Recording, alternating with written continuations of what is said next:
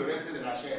Ça se détruit ici avec la parole. Donc si tu attends qu'à la dernière minute, quelqu'un dit on appelle un prêtre, il vient dans son hypocrisie assis parce qu'on a donné sa poule et son plantain et son petit enveloppe. Allez, amen, amen. Lui-même sait qu'il fait une cérémonie d'hypocrisie. Vraiment, prions maintenant. Oh Seigneur, reçois l'âme de ta servante, qu'elle repose en paix. Quelle paix? Si la méchanceté était dans l'âme là, c'est comme ça que c'est la méchanceté là qui va pousser dans l'âme là en enfer. Non, il y a le purgatoire. Mais il faut aller voir, jusqu'à les gens, ils font leur méchanceté, ils partent déposer l'argent, ton petit mensonge, tu pars déposer l'argent, c'est le prêtre. Parce que tu vis ta vie comme tu veux. C'est le chemin que tu as choisi ici qui va t'accompagner dans la destination de ce chemin-là. Tu ne peux pas choisir un chemin et tu attends que dès que tu meurs, on vit le chemin en cours de des obsèques. On ne va pas changer. Ça va être Lazare et l'homme riche. Lazare a eu les mots dans la sienne. Il s'est retrouvé dans le sein d'Abraham. L'homme riche a eu sa part. Il s'est retrouvé dans le feu. Et ça interpelle chacun d'entre nous que le chemin que je choisis sur la terre, c'est là où je veux me retrouver après. Donc ne crois pas que tu vas choisir un chemin de la malhonnêteté et tu vas te retrouver dans le chemin de la vérité. Chaque espèce a sa sémence en soi-même. Si tu choisis de venir à l'église, t'asseoir chaque jour dans tes attentes maladroites, dans tes attentes mensongères, alors qu'on dit la parole, tu ne te dépouilles jamais, jamais, parce que tu sais ce que tu attends. Continue à attendre.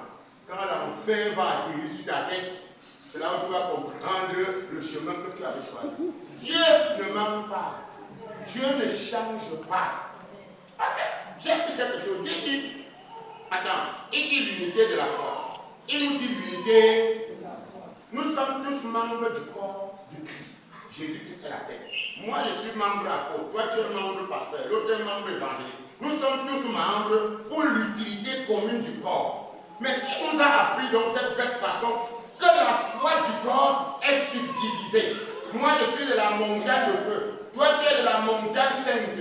Moi, je suis de l'église du triomphe des saints je ne sais pas quoi. Alors que la Bible dit que nous devons tenir un même langage. Ça veut dire que nous tous ici là, c'est le même esprit. Ça veut dire que moi, je ne peux pas m'affectionner à l'esprit. Toi, tu t'affectionnes à la chair. Si tu n'as pas t'affectionner que sur ce, pourquoi tu es né de ça. Regardez. Lisons rapidement, ici dans 2 Corinthiens, dans 2 Corinthiens 9, 2 Corinthiens 6, je pense, il dit, voilà, ne vous mettez pas avec les infidèles sur un jour étranger, car quel rapport y a-t-il entre la justice et l'iniquité? Ou qu'y a-t-il de commun entre la lumière et les ténèbres? Quel rapport y a-t-il entre les êtres humains et les êtres divins? Dites-moi un peu. Quel est le rapport? Il n'y a pas de rapport. C'est pas vous avez compris, Jésus mesure ses paroles quand il parle. Donc quand tu blagues avec les paroles de Jésus, et tu vas aller à l'église et dire pour toi, aujourd'hui quand tu es en Christ, tu as un bon foyer. Si ton mari est en Christ et toi tu es en Christ, alors tu as un très bon foyer. Vous voyez, le commissaire et moi, il peut avoir un problème. Quand je l'appelle, je dis maman, le Seigneur me dit de descendre. Elle dit que les anges viennent. Elle dit quoi? Que les anges viennent. C'est tout. Dès que je suis en chambre, chaque matin, voici ce que j'ai reçu. Voici ce on est dans le travail. Ça veut dire que la joie est là. Quelqu'un, on va discuter, attends, voilà 14 ans de mariage. On va discuter bagarre qui a de quoi, que qui n'a pas mangé, que qui est mort. Quand je l'appelle et je dis oui papa, je suis d'abord son père spirituel. Ça veut dire que quand quelqu'un arrive la dernière fois, quand elle est venue pour présenter ses enfants, elle a amené quoi? Quand elle est venue présenter ses enfants, elle a amené quoi? L'offrande. Et quelqu'un a dit quoi? C'est pour les enfants du père là. Non. Non. Je suis sa prédicateur du Dieu de Léo. Donc quand elle vient avec ses enfants, elle doit amener l'offrande. Pourquoi? Parce que c'est moi qui l'a conduit à Christ et c'est moi son père spirituel. Donc elle doit obéissance et soumission à son père spirituel. Parce que je verse son âme comme présentant à Dieu. Il n'y a pas les affaires du mariage dedans. il y a l'affaire spirituelle. Donc voilà pourquoi je suis son père, son papa spirituel. On ne joue pas. Et quand tu comprends, quand tu as un foyer comme ça, au moins tu vas avoir les mots de tête. Pas la qualité de foyer que tu dis, la femme dit, ah pardon, excusez-moi. Si ça ne t'arrange pas, laisse. Quoi? Vous voyez? Ça veut dire que les gens là sont encore dans la nature humaine. Mais quand vous avez été déjà crucifié en Christ, mes bien-aimés, ça change les choses. Ça change les choses quand vous êtes crucifié en Christ. Amen. Il dit, quel rapport y a-t-il entre Christ et le Bélial? Ou quel part le fidèle avec les fidèles? Quel rapport y a-t-il entre le temple de Dieu et les idoles? Car nous sommes le temple de quoi? Nous sommes quoi? Le temple de Dieu. Donc tu es. Non, dis la vérité. Faut pas, si tu n'es pas, si tu es le temple humain, tu dis vite. Faut pas mentir là. Donc tu es le temple de Dieu là où tu es. Hein? Donc tu veux nous dire que c'est Dieu qui s'exprime là. Et chaque jour le prophète te dit, je te vois lié. Il te dit qu'il y a les antécédents de sorcellerie et tu crois. Et tu nous dis que tu es le temple de Dieu. Donc, dans le temple de Dieu, les sorciers viennent, non? Vous-même, vous vous moquez. C'est-à-dire que même le chrétien se moque de lui-même. C'est-à-dire que tu dis des choses. Amen. Je déclare que tout pouvoir, vraiment de célibat dans ta vie, quel célibat? Il n'y a pas de célibat dans la vie de Christ. Amen. Parce que quand tu es en Christ, il n'y a pas de quoi? Il n'y a pas de célibat. Quand Adam a existé dans le jardin, Ève existait là-dedans. Ève n'était pas en lui. Donc toi tu es en Christ et ta part de Ève n'est pas là. Hein? Attends, dis-nous alors. Donc tu es en Christ et ton Ève n'est pas là. Elle est là. Elle est là. Alors, nous sommes. Le jour que j'ai lu la parole, on dit, nous sommes passés comme Dieu. Et je me suis dit, mais attends, nous sommes le temple de Dieu. Et comme c'est Dieu qui nous a créés, c'est dit que nous sommes quelque chose. C'est-à-dire que nous sommes ça. C'est à moi d'accepter, non? Ou de refuser. Si je suis le temple de Dieu, et il donne quelque chose de glorieux dans ce passage, il dit, nous sommes le temple de Dieu vivant. Comme Dieu l'a dit, j'habiterai et je marcherai au milieu d'eux. Je serai leur Dieu et ils seront mon peuple. Regardez la promesse de Christ en Jésus-Christ. Il dit en Jésus-Christ, nous sommes son temple.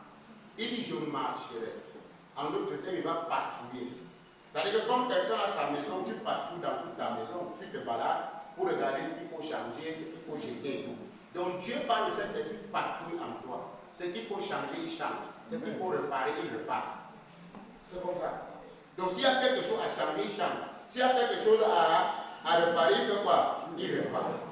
Et toi, tu viens me dire que je suis le temple de Dieu. Dieu dit, mais lui, s'il était mon temple, c'est que moi j'habite. Mais il va devant le prophète. L'Esprit de Dieu me dit de te quoi? L'Esprit de Dieu te dit de dire quoi? Rappelle aux chrétiens ce qu'il est. Mais quand tu vas connaître ce que tu es, ma soeur, tu vas bomber le torse. Oui, quand tu marches. Donc tu vas un peu bomber comme ça, on va croire que tu as les grosses seins alors que c'est ta poitrine qui est bombée. Oui. Parce que tu as la connaissance. La connaissance de ton identité. Si tu ne fais pas attention, tu seras orgueilleuse. L'apôtre Paul a eu ce problème d'orgueil. L'excellent de quoi? La connaissance de Christ. En lui, il a fait un peu qu'il a un peu gonflé, mais il y a un petit chicotte qui est passé pour le calmer. Pas qu'on va venir te dire aujourd'hui que Dieu dit qu'il marche. Et il continue à nous dire là-bas, bien aimé, regardez, il continue à nous dire, il marche, David qui patrouille en nous. Alors, il dit, c'est pourquoi sortez du milieu de qui? Du milieu de. Sortez de la chair, sortez du milieu de la chair, sortez du milieu des gens qui vivent selon les désirs et les convoitises de leur chair. Sortez. Donc quand tu dois aller, non, ma soeur, sors du milieu. Et il continue à dire, alors, et séparez-vous, dit le Seigneur, ne touchez pas à ce qui est impur, et je vous accueillerai. Je serai pour vous un père, et vous serez pour moi des fils et des filles. Dit le Seigneur Tout-Puissant. Qui a dit ça? Qui te dit de te séparer de ce genre de choses-là? Le Seigneur Tout-Puissant. puissant te parle, tu discutes. Il te dit, sors des gens qui vivent selon les convoitises, les prophéties charnelles, sors.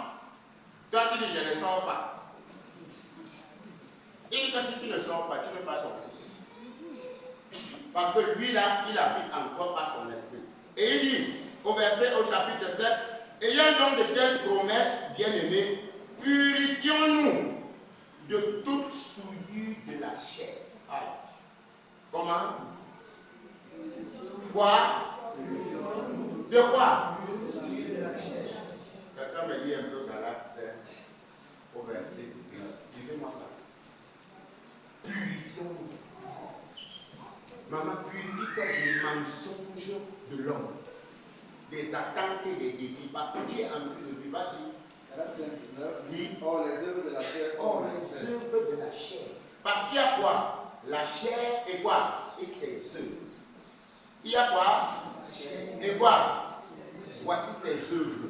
Oui. Ce sont l'impudicité, oui, l'impureté, la dissolution, l'idolâtrie, la magie, les inimitiés, les querelles, les jalousies, les animosités, les disputes, les divisions, les sectes, l'envie, l'ivrognerie, les excès de table et les choses semblables.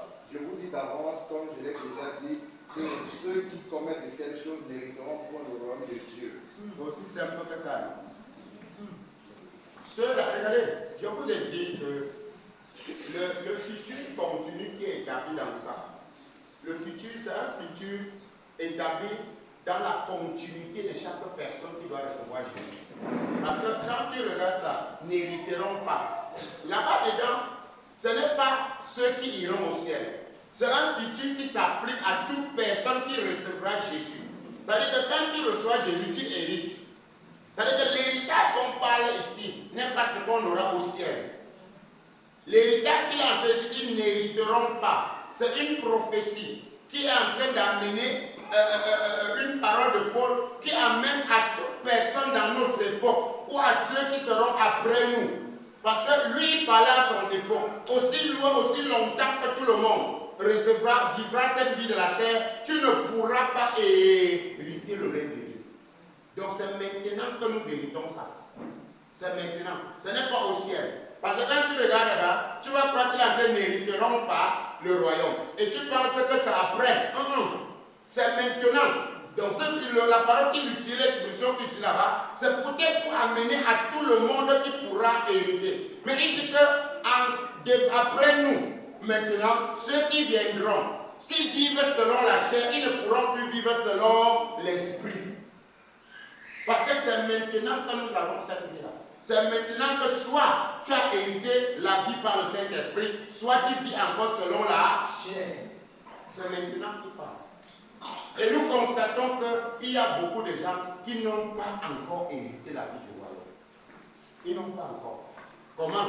Ils vivent encore selon ce qu'on est en train de décrire.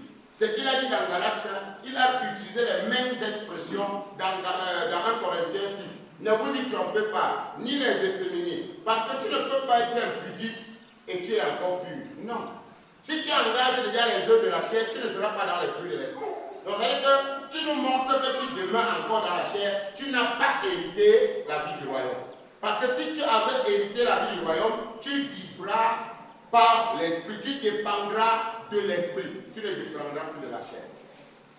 Et donc nous constatons dans ça qu'effectivement, aujourd'hui dans l'église, on est en train de voir toutes les paroles de Paul qui est en train de se manifester.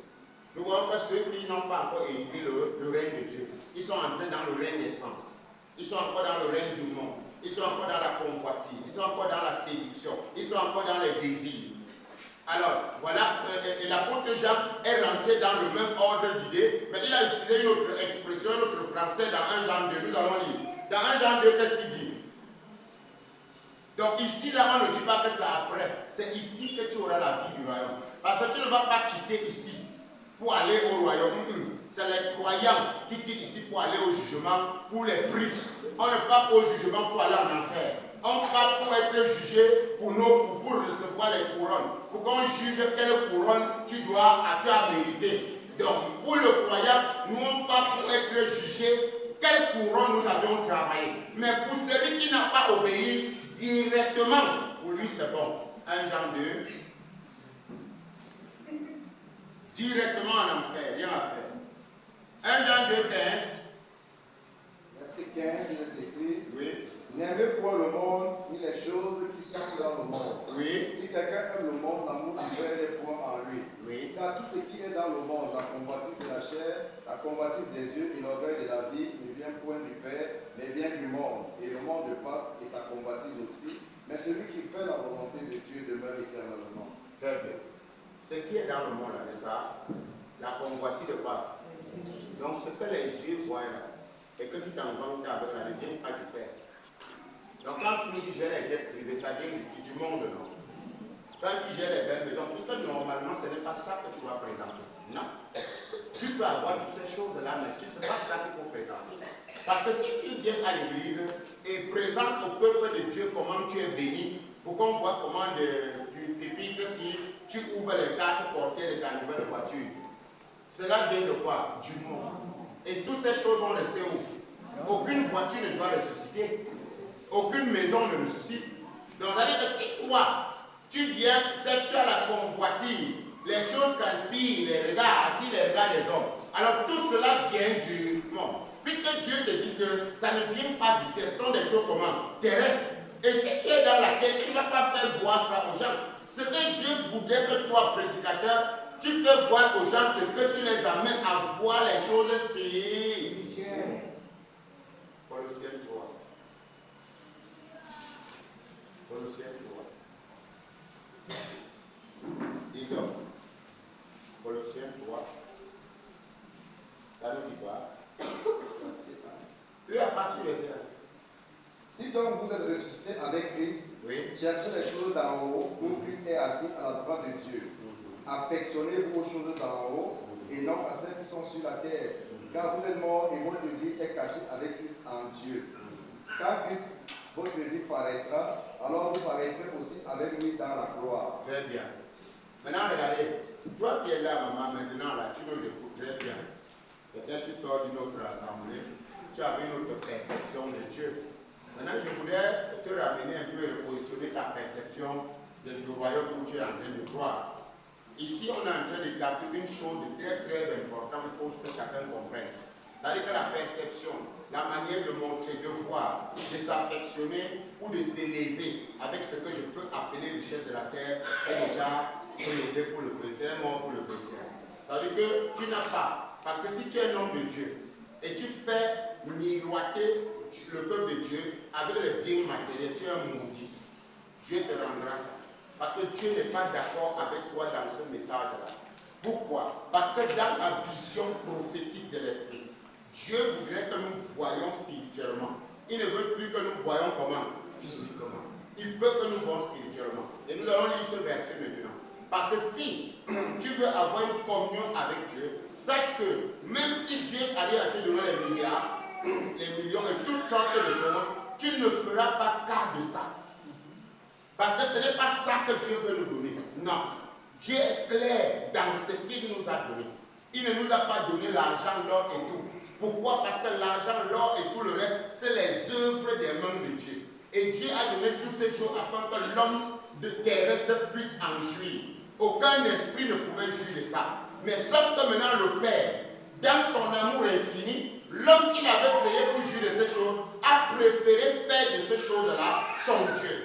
Mais Dieu revient en Jésus-Christ rechercher un peuple, rechercher des enfants saints et purs qui peut lui donner une vraie louange et adoration. Qui peut l'adorer lui comme étant l'objet de leur désir. Qui peut le louer lui comme étant leur richesse. Qui peut le louer lui comme étant le tout pour eux. C'est ce que Dieu attend. Dieu attend que tu lui donnes louange comme s'il était tout pour toi. Dieu attend que tu le vois comme étant ton tout. C'est-à-dire qu'à part Dieu pour toi, il n'y a plus rien. C'est ce que Dieu veut.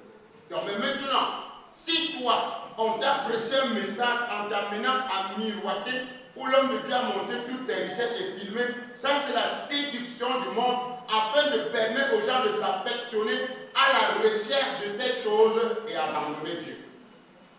Et c'est ce qui se passe dans l'église. Les gens ont déjà abandonné la louange et l'adoration à Dieu. On ne compte plus sur Dieu pour le salut, on ne compte plus pour Dieu pour l'enlèvement, mais on prend la foi en Dieu en attente de ce que Dieu va me donner. Et Dieu m'a posé la question la dernière fois, que regarde mon peuple ignorant. Comme ils ne savent pas ma vie que je les ai donnée qui est plus importante que tout, ils attendent ce que je vais les donner. Donc si je n'allais pas les donner ce qu'ils attendent, ils n'allaient pas croire en moi. Tu as répondu quoi à ça? Tu réponds quoi à ça? Dieu dit donc, s'il ne doit pas te donner ce que tu attends, tu ne devais pas croire en lui. Ça veut dire que tu crois en lui pour attendre quoi? Pour attendre pas. Ça voudrait dire que si il ne devait pas. Et au final, il y a beaucoup qui abandonnent l'église en disant qu'ils sont allés depuis qu'ils ont l'église, ils ont vu quoi, non? Oui, il y a des frères et sœurs qui sont partis en nous disant quoi? Que depuis 5 ans que je suis à la Mecque, j'ai vu quoi? Vous voyez? Alors Dieu dit à l'âme, s'il parle de cette façon, ça veut dire qu'ils ne m'ont jamais reçu la vie que j'ai donnée à mon fils. J'avais déjà donné une vie. Maintenant, cette vie-là, il devait la recevoir et se réjouir dans cette vie-là.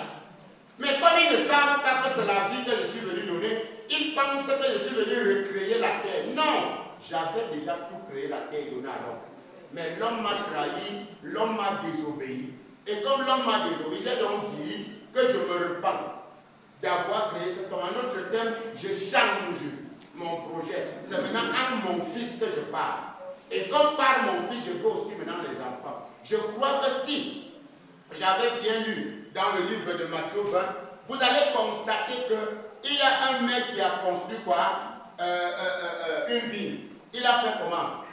Il a alloué sa vie aux serviteurs. Alors il a créé une tour, il est parti. Il a laissé aux serviteurs. Et à l'époque de la récolte, il a fait quoi? Il a envoyé les serviteurs d'aller lui apporter quoi? Le fruit de la vie. Quand les premiers serviteurs sont arrivés, les gars ont fait quoi? Ils les ont tués. Les deux autres qui sont arrivés, ils ont fait quoi? Ils les ont tués. Il a dit, j'enverrai alors mon fils. Au moins, n'est-ce pas? Ils vont avoir peur que ce monde. Regardez le raisonnement des humains à l'église. Les humains disent que non. Si nous on finit de faire quoi? De tuer l'héritier, n'est-ce pas?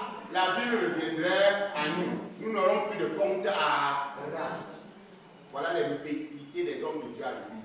Parce qu'ils ont dit que si tu Jésus, qui est le Fils de Dieu dans le peuple, et il se présente comme étant les solutions pour le peuple, ils auront beaucoup d'argent, ils n'auront plus besoin de prier Dieu.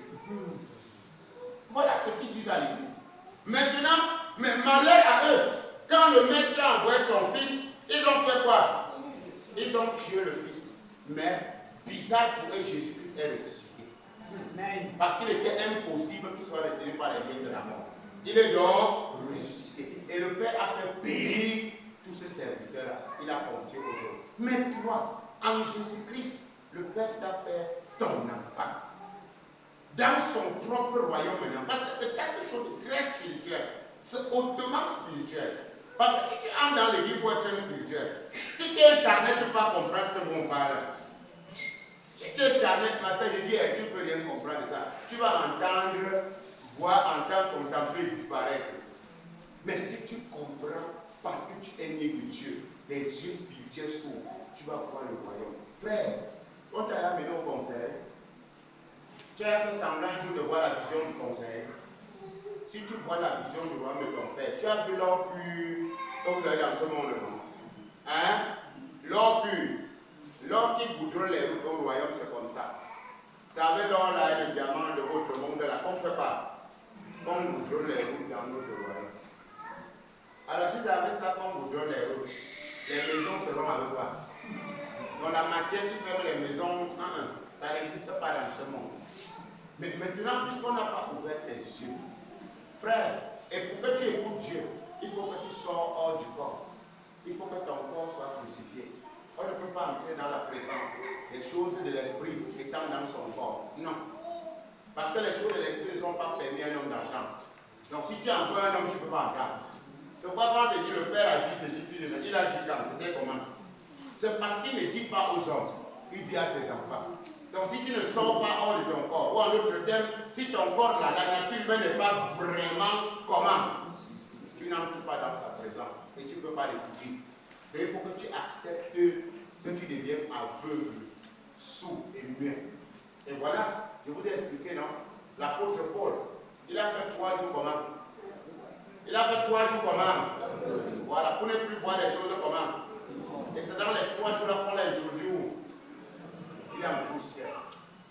Et quand il a monté au ciel, il est descendu.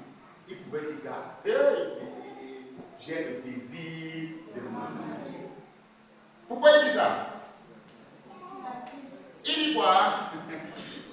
Le gars dit qu'il a quoi? Le désir de se marier. Pour être avec le Seigneur, ce que de beaucoup est le meilleur.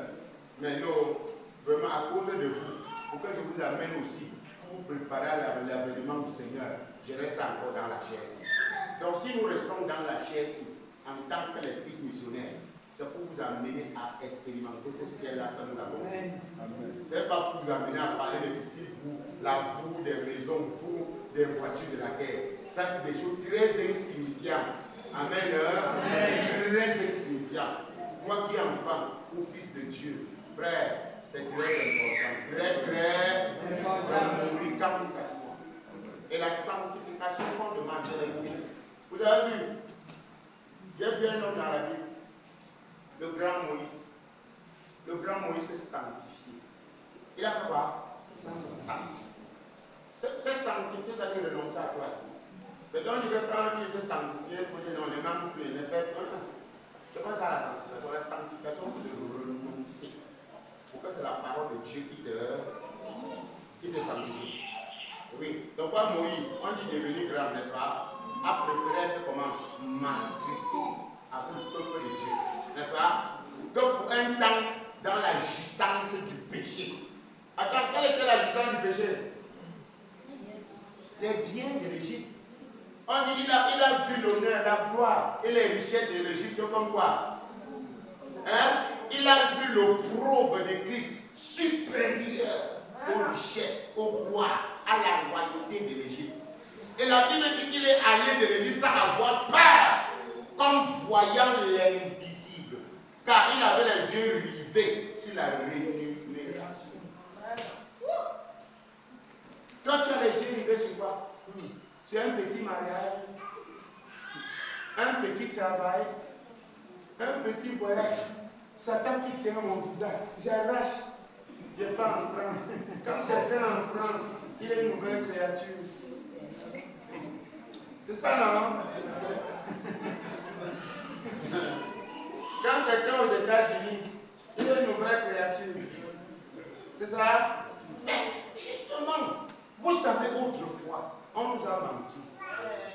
Les aînés qui nous ont présenté la croix, ils nous ont présenté une mauvaise façon de croire. Ils ne nous ont pas fait que c'est nous qui allons disparaître là-dedans. Il a dit que Christ a disparu dedans, il m'a donné pour que je devienne la gloire. Non. La véritable gloire de Christ, c'est les souffrances du chrétien pour se dépouiller. Ça, c'est la véritable gloire. Parce que si tu ne sais pas, tu dois expérimenter la puissance de la résurrection. Mais pour expérimenter, il faut que quoi? Il faut que tu assistes aussi, n'est-ce pas? Tu participes aussi à quoi? À ces souffrances. En devenant conforme à lui dans sa mort pour parvenir.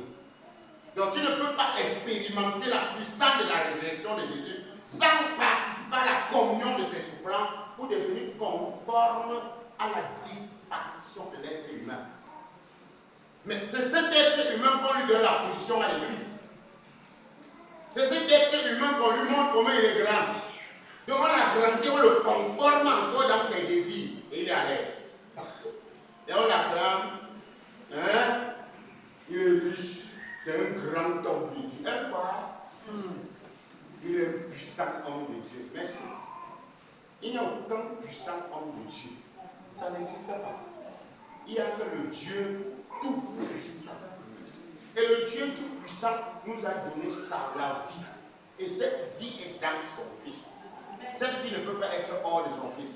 Donc, ça veut dire que quand toi tu me dis que, puisque je suis le rouleau de la parole, quand je te vois parler, je dis Seigneur, pardonne-le, je ne sais pas ce qu'il dit. Aide-le à mourir. Quand je vois un homme de Dieu, il dit non, vraiment, tu vois là, c'est. Tu vois vraiment, c'est. Laissez ça, laissez ça. Il faut faire attention. Amen. Amen. Amen. Amen. J'ai fini.